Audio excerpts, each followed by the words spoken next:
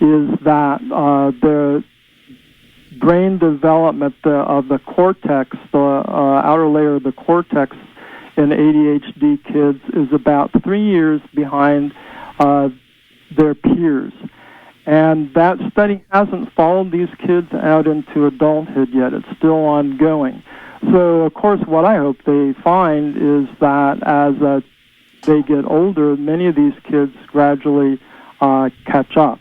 And when you think about it, we used to always say that kids with ADHD seem to be, their social development and those seem to be about 3 years less than their peers, which this kind of goes, yeah, I guess we were kind of right. Yeah, it seems like a case for arrested development. It's definitely, it looks to the outsider like emotional arrested development. Right. Another exciting thing that we've found and makes me feel good about some of the exercises I have in Total Focus is that there is evidence that certain types of brain training, one is working on improving working memory, may actually increase dopamine receptor sites in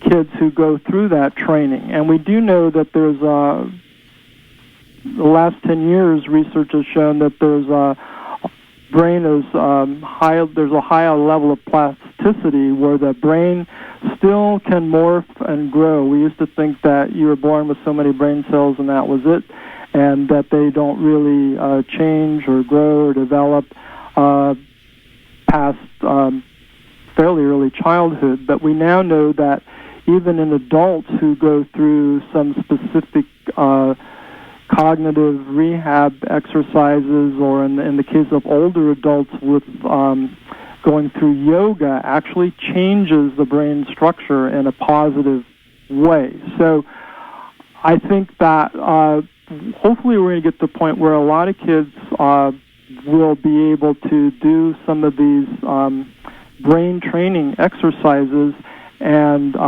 we'll be able to see that there actually has been positive change in the brain. So that's all those things are possible. So there's a lot of hope out there.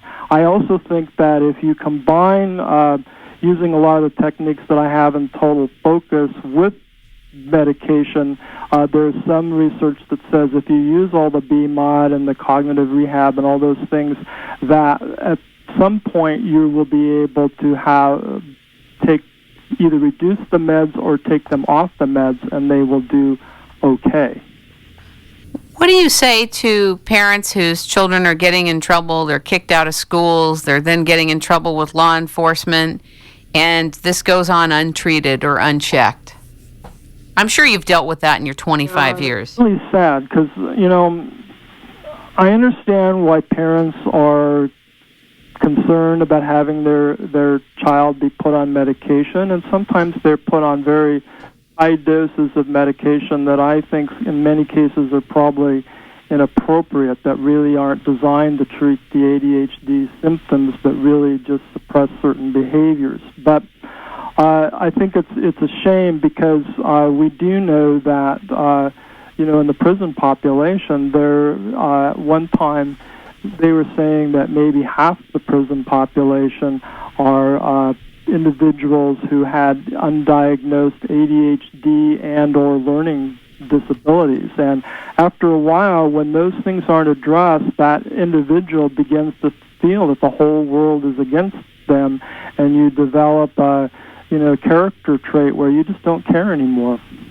I've seen this happen, actually. I've actually watched it unfold. And it's very, very sad.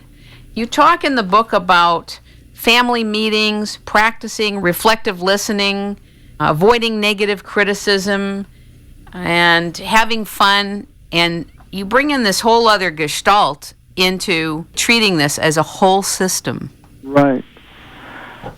It usually has involved the whole system by the time it gets diagnosed. In fact, prior to really knowing a lot about ADHD back in the 50s, often families would come in to see a therapist and for treatment, and they would decide that the ADHD kid was the, quote, identified patient, and that they became that way through the dysfunction of the family.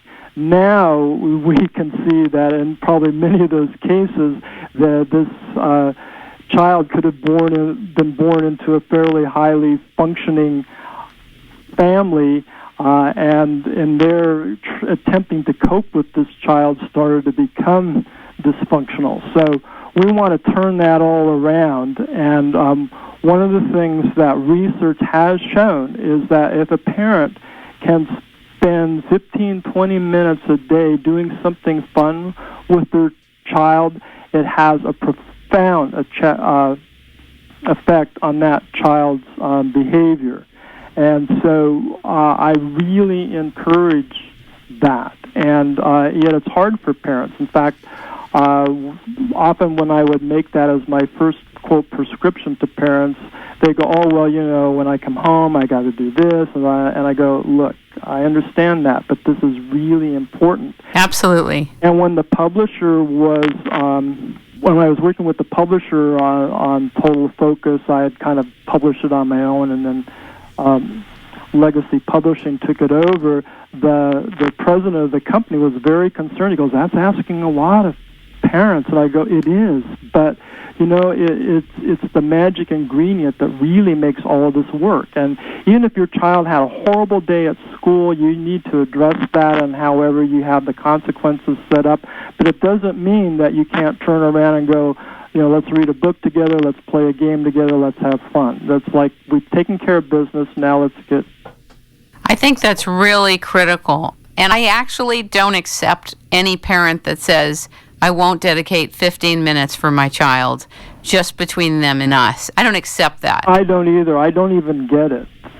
But I try to, that's one of the things that I try to help parents to see, and those who, and most, I would say most parents do accept that advice, and when they do, it comes back and they go, wow, it's actually even a stress buster for me. And I go, yeah, we all need to play and be in our kid once in a while. When you come home from a bad day, if you can set that aside and spend some, like now that it's warm outside, go out in the back. I used to, with my kids, we'd go out and, toss the baseball back and forth. We'd go on walks together. It was like when I came home, we figured out something to do. And it was it's great for the parent as well as for the child. Ladies and gentlemen, we are speaking with Dr. Robert Myers, the author of the Total Focus Program, a comprehensive program to improve attention, concentration, and self-control in children for learning disabilities, for children that have ADHD.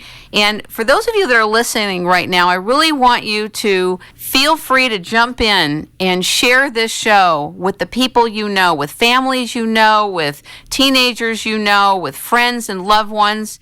And even if you only link this to 3 links, we would really appreciate it. And Dr. Robert Myers, who's a child psychologist, would really appreciate it. Dr. Myers, I want to go back to the fast reaction time. I want to talk about how children with ADHD actually have a fast reaction time, want to do the right thing, often have high IQs, but have difficulty with impulse control. Can you speak a little bit about this? I thought that was interesting.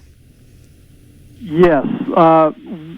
A lot of times, for instance, a parent will say, my kid comes home from school and says that he got in trouble for something that went on in the classroom, and all the other kids in the classroom were doing the same thing.